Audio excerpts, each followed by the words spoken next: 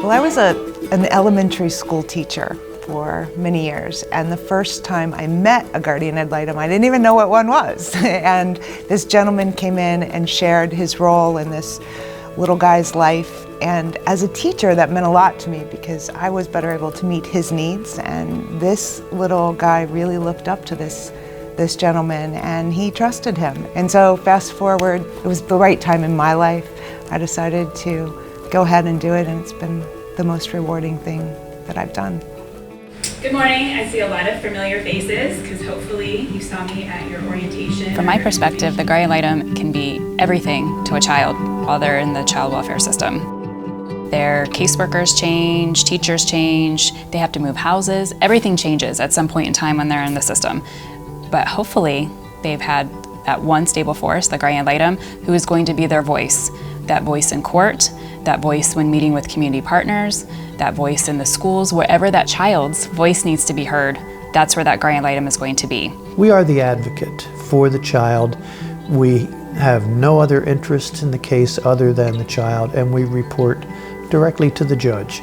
If we see that the child needs therapy and is not getting it, we do something about it. If they need medical attention, we make enough noise that it happens. And that's our primary goal as a guardian ad litem.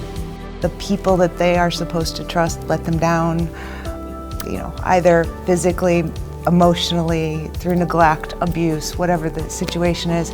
And while they've been removed from that situation to give them more security and more stability, they've also been removed from all of the things they know in their life. So for me, it is my opportunity to be that one person who I can say, I work for you, I don't work for the state, and I don't work for the attorneys, and I don't work for mom and dad, I work for you, and you can trust me. They're not at a place where they believe they have a voice, they believe they count. And so what this program does is say, well, in the interim, I'll give you a voice. You don't have to feel despair, you don't have to feel lonely, you don't have to feel sad. There is somebody out there who is going to do something about it. What keeps me going is the fact that the kids have to keep going. And I have become, in this case, the only person in their lives consistently for the last 5.5 years.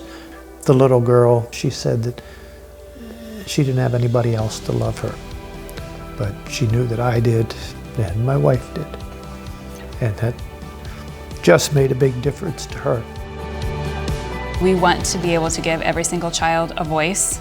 I could tell you stories all day long how we've made impacts, but why should we only make impacts on half of the children? We should make impacts on all the children that are involved in the system.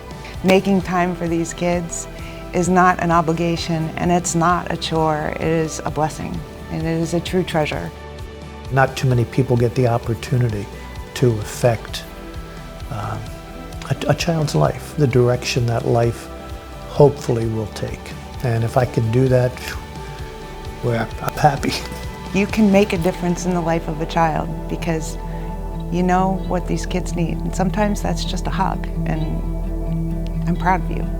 And I'm sorry that life has delivered this horrible thing to you, but you're gonna get through this. We can all do that.